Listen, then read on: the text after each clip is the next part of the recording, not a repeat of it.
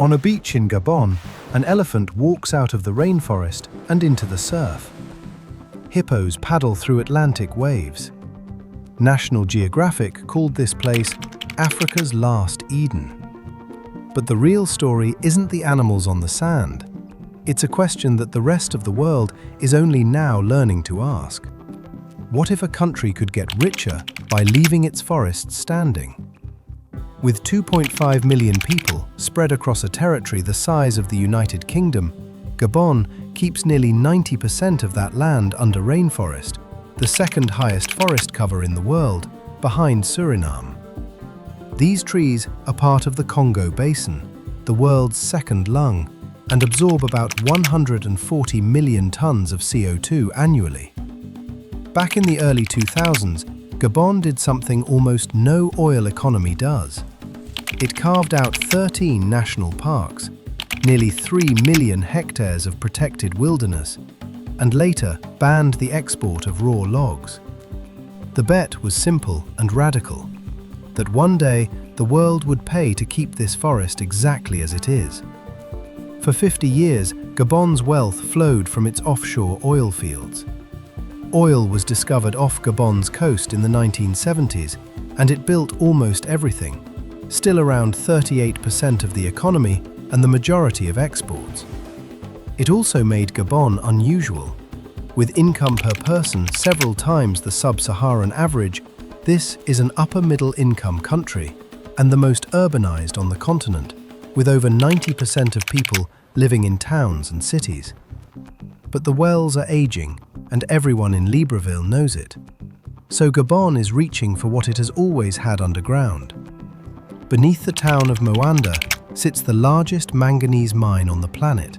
Gabon holds roughly a quarter of the world's reserves of the metal that hardens steel and feeds electric car batteries.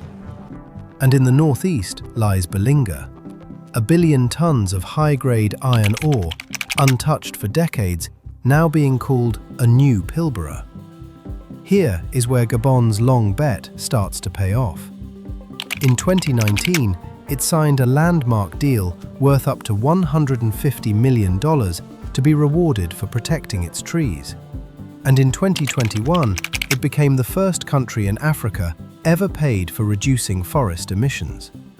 Then it went further. Preparing to issue 90 million sovereign carbon credits, each one a ton of carbon the forest is keeping out of the atmosphere. This is the conservation economy. Timber, tourism and carbon all earning their keep without the chainsaw. And the new government is pushing the same logic into mining. From 2029, Gabon plans to ban the export of raw manganese, forcing the value-added work, the processing, the jobs to happen at home. None of this is a fairy tale. Almost a third of Gabonese still live in poverty, even in an upper-middle income state. Nearly all export earnings come from just 3 things: oil, manganese and wood. And a country wrapped in farmland still imports most of its food. Power cuts and patchy roads slow everything down. And in 2023, the army ended 56 years of rule by a single family, the Bongos. A 2025 election made the transition leader president and turned the page on an era. But look at what Gabon is actually holding.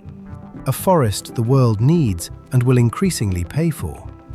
The metals that build the green economy. A young, city-dwelling population. And a national idea most countries never even attempt, that nature, standing still, can be the engine, not the sacrifice. Gabon isn't choosing between its oil and its trees. It's betting it can sell both and keep the forest too.